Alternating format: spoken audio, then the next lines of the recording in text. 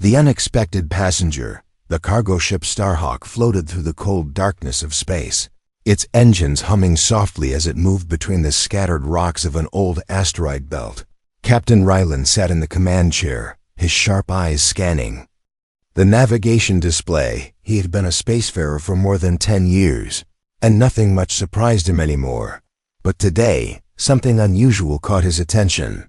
A small blinking light appeared on the scanner. It was a faint life signal, weak and fading fast. Ryland frowned.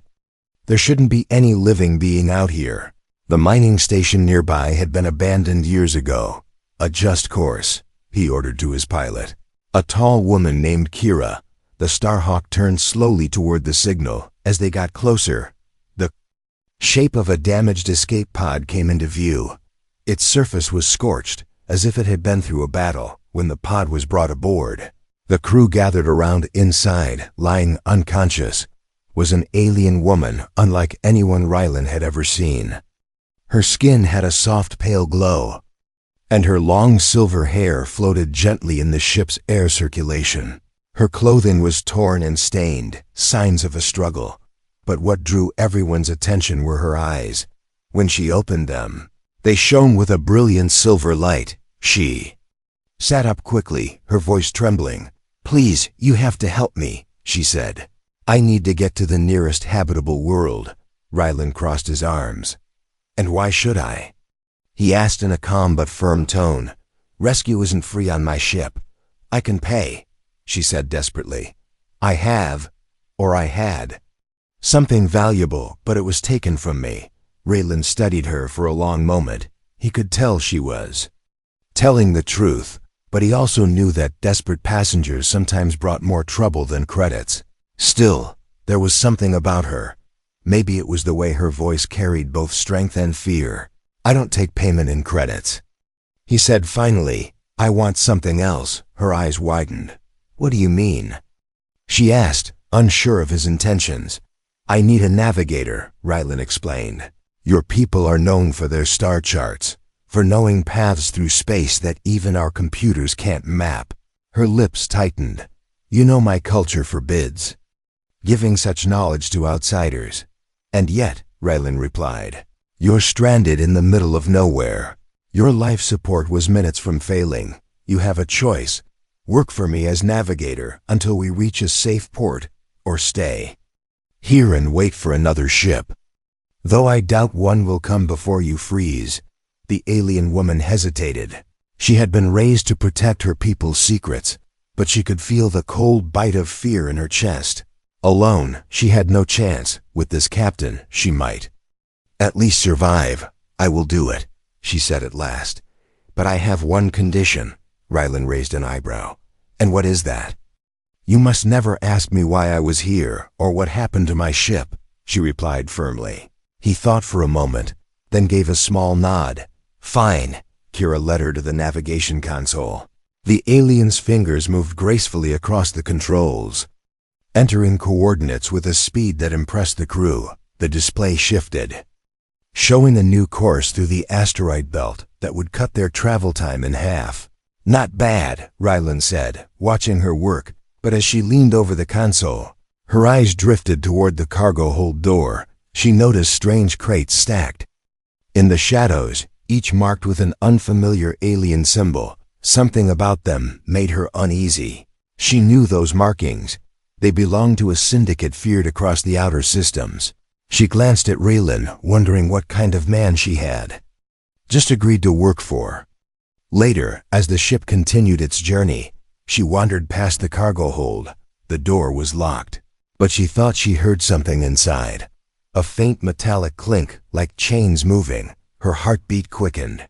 She returned to her small cabin, trying to push the thought away, but she could not shake the feeling that her rescue had not been a stroke of luck, but the start of something far more dangerous.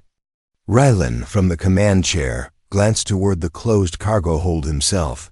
His face was unreadable, but deep in his mind, he knew the woman's arrival might either ruin his plans or help him finish them. Asterisk the captain's price. The alien woman sat quietly at the navigation console.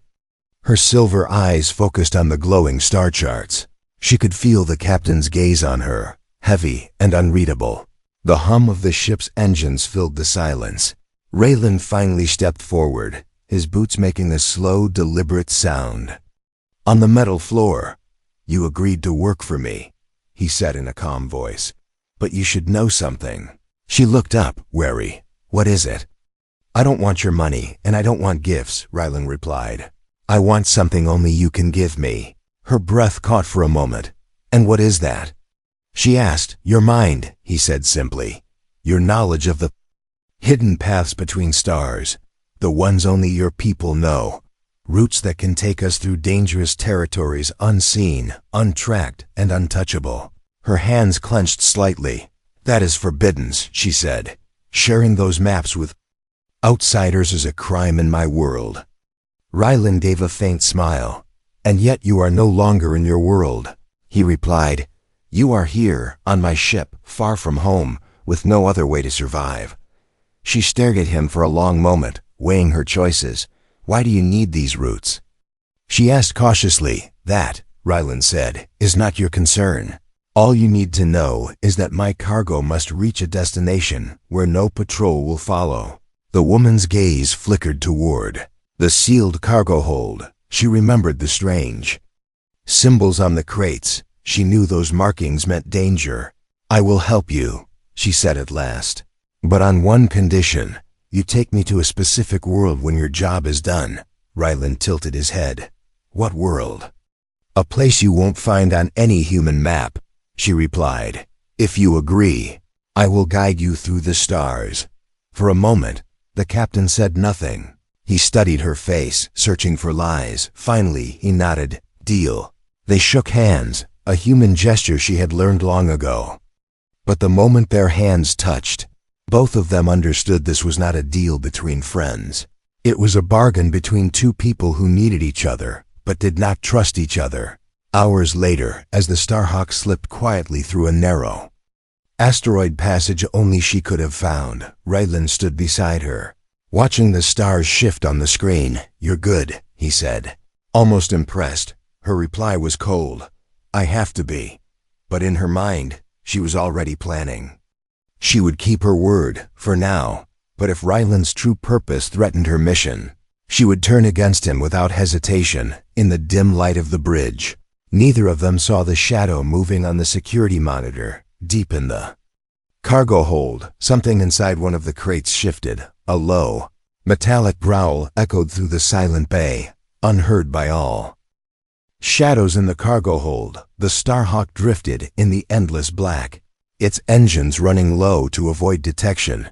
Inside, the alien woman worked silently at the navigation console, guiding them through invisible star lanes only she knew, but her thoughts kept returning to the cargo hold. She could not forget the strange markings on those crates, symbols of a syndicate feared even among her people. Every instinct told her that whatever was inside was dangerous. That night, when most of the crew was asleep, she decided to see for herself. The corridors were quiet, lit only by faint emergency strips along the floor. Her bare feet made no sound as she moved toward the locked cargo door.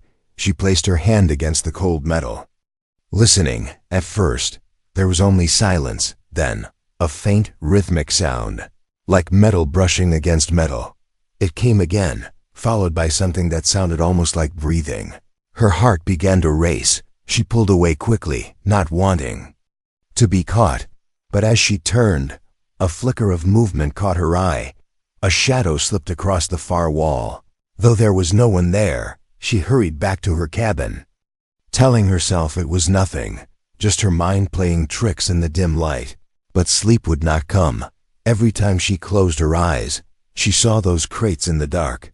The next day, she decided to test the captain. While he was reviewing the ship's course, she asked casually, "What is in those crates?" Raylan didn't look up. "Supplies," he said simply. "What kind of supplies?" She pressed. The captain's eyes met hers, and for a moment, she thought she saw something cold in them.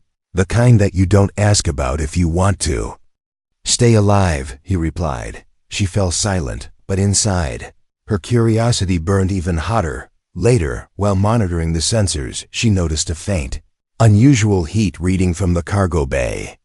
Whatever was inside those crates, it wasn't just inanimate cargo. Something alive was in there, and it was moving. She decided she needed to know the truth before it was too late, but she would have to be careful. The captain was hiding something, and if she pushed too hard, she might find herself out an airlock far below in the shadows of the cargo hold. One of the crate lids shifted slightly.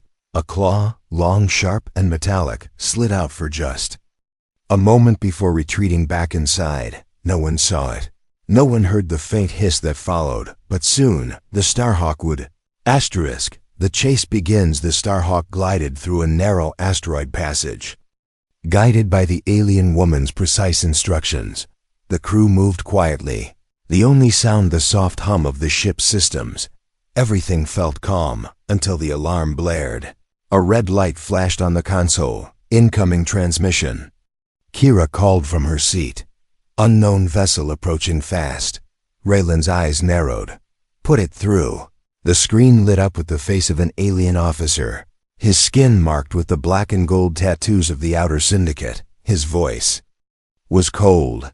Cargo ship Starhawk, you will power down your engines and prepare for inspection. The alien woman felt a chill run through her body. She knew that symbol. This was not a random patrol. They were here for the crates. Rylan leaned forward. Not today, he said, and cut the transmission. Engines to full, he ordered.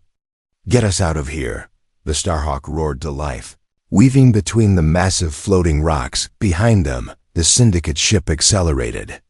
Its sleek black hull slicing through the asteroid field like a predator. Shields up, Kira shouted. They're locking weapons. A bright blast of plasma streaked past their hull, shaking the ship. The alien woman gripped the console. Her mind racing. Turn 30 degrees to starboard, she said quickly. There's a hidden gap between those two large asteroids. They won't see it until it's too late. Raylan didn't question her. He spun the Starhawk sharply. Diving into the narrow passage, the Syndicate ship followed, but too late. A massive chunk of rock clipped its wing, sending it spinning. They're recovering, Kira warned. We have maybe 30 seconds. The alien woman's eyes scanned her mental map of the region. There's a debris cloud from an old battle. Ahead, if we can get inside, their scanners won't find us. The Starhawk plunged into the shimmering cloud of twisted metal and shattered ship parts. For a moment, the darkness swallowed them. The enemy ship slowed. Its sensors unable to cut through the interference, Raylan exhaled slowly. That was close, he said, glancing at her with a hint of respect. But she didn't return the smile. Her gaze drifted once more toward the cargo hold door. They weren't here for me, she said softly. They were here for what you're carrying. Raylan's jaw tightened, but he said nothing. In the darkness of the cargo bay, one of the crates shifted again. This time the sound was louder.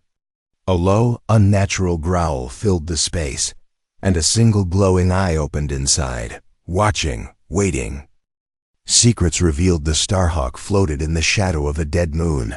Its lights dimmed to hide from any passing scanners. The crew moved quietly, still shaken from the chase. The alien woman sat alone in the mess hall, her mind replaying the events. Over and over, she could no longer ignore the truth. The Syndicate ship had not come for her. They had come for whatever was in those crates. And Rylan had risked his ship, his crew, and her life to protect it. When Rylan finally entered the mess hall, she stood to face him. No more lies, she said firmly. What's in the cargo hold? The captain didn't answer right away. He poured himself a cup of bitter black coffee, took a slow sip, then looked at her with tired eyes. You wouldn't believe me if I told you, he said. Try me, she replied, her voice steady. Raylan placed the cup on the table and leaned forward. Inside those crates is alien technology, not ordinary tech, ancient, powerful, and dangerous. My people believe it's the key to stopping a plague spreading through human colonies. Her eyes narrowed. A plague? Rylan nodded. It's killing thousands. No cure, no treatment. The only hope is a machine built long ago by your people. A device that can reprogram life itself. She felt a knot form in her chest. She knew the stories. The device was real, but it was never meant for human hands. You stole it, she said quietly. I took it, Rylan corrected, because if I didn't, more of my people would die. I don't expect you to like it, but I'm not giving it back. Her voice dropped to a whisper. You don't understand what you've taken. That technology was sealed away for a reason. It can heal, but it can also destroy entire species if used wrongly. Rylan's gaze hardened. I'm willing to take that risk, are you? She looked away, torn between her duty to protect her people's secrets and her own growing respect for this human captain. Finally, she spoke. If we are to continue, you must let me see it. I need to know how much danger we are truly in, Rylan. Hesitated, then gave a short nod. Come with me. They walked together through the quiet corridors, stopping at the locked cargo door. Rylan entered a code, and the door slid open with a hiss. Inside, rows of heavy black crates stood like silent sentinels. He opened one, revealing a smooth, silver sphere covered in faint glowing lines. It pulsed gently, as if it were alive. Her breath caught. It's awake, she said. Before Rylan could ask what she meant, the sphere gave a low hum.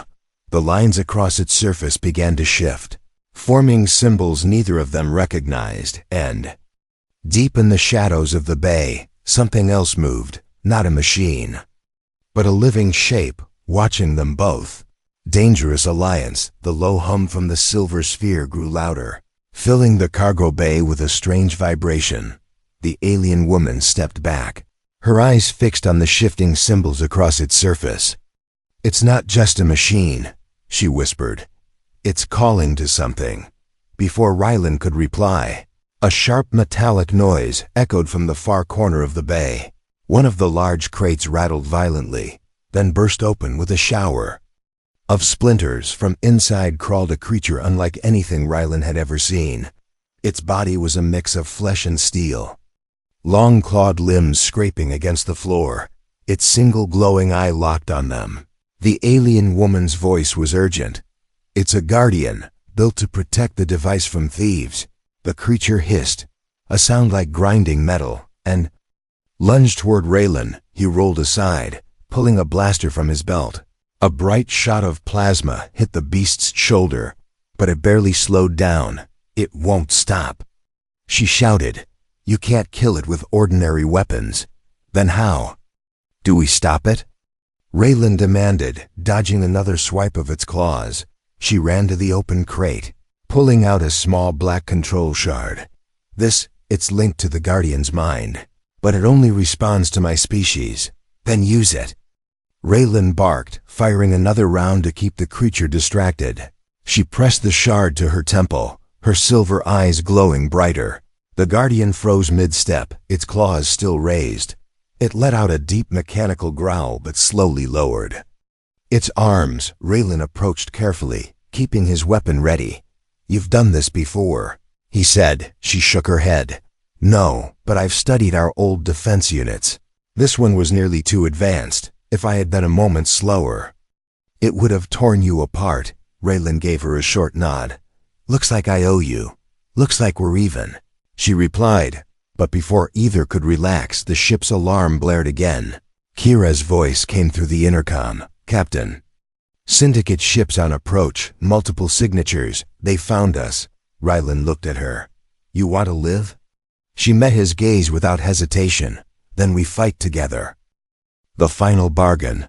The Starhawk shuddered under the distant thunder of approaching engines. Red lights flashed across the bridge. The Syndicate fleet was closing fast. Rylan and the alien woman stood side by side at the command console, her silver eyes darted over the star charts. We can't outrun them in open space, she said. We need a place they can't follow. There's no such place, Rylan replied.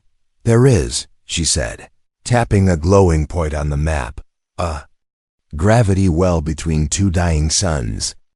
Dangerous to enter, almost impossible to escape. But if I guide us, we can use it to vanish. Before Rylan could respond, the communication screen lit up. The same syndicate officer from before appeared, smiling coldly. "Captain Rylan," he said, "hand over the device and the girl, and I may let your crew live." Rylan's jaw tightened. "Not happening." The officer's smile faded. "Then you will die." The transmission cut. The alien woman turned to him. "He won't stop, even if we escape this time. We need to end this now." Rylan studied her face, seeing the same determination he felt inside. "You have a plan?" She nodded. "But you're not going to like it." Minutes later, the Starhawk slowed, allowing the Syndicate flagship to close in on the bridge of the enemy ship. The officer smiled, thinking victory was his. Then, without warning, one of the Starhawk's cargo bay doors blew open. The silver sphere floated out into space, pulsing brightly. The Syndicate flagship immediately broke formation to capture it, drawing all smaller ships closer. That was their mistake from the Starhawks. Rear launch bay. Raylan fired a magnetic pulse charge directly into the flagship's engines. The alien woman, sitting at the navigation controls, used her star charts to slingshot the Starhawk around a nearby asteroid and vanish into the gravity well's edge. Syndicate ships tried to follow, but the unstable pull of the twin suns ripped their formation apart. Several were dragged into the deadly gravity zone. Hours later, far from danger, Raylan stood in the cargo bay with the alien woman, the silver sphere rested in a secure case, unharmed. "You threw it out," he said. "Why would they think it was real?" She gave him a faint smile. "Because it was real." Raylan's eyes widened. I had already removed its core and hidden it in a place they will never find," she said. "You have your cure, Captain, and I have kept my people safe." Raylan stared at her for a moment, then slowly smiled. "You're dangerous." She turned to leave, pausing at the door. "And you like that," she said. As she walked away, Raylan called after her. "So what now?" She glanced over her shoulder, her silver eyes glinting. "Now we see where the next deal takes us." The Starhawk drifted into the stars, carrying two unlikely allies bound by a bargain neither fully trusted, but both willing to honor.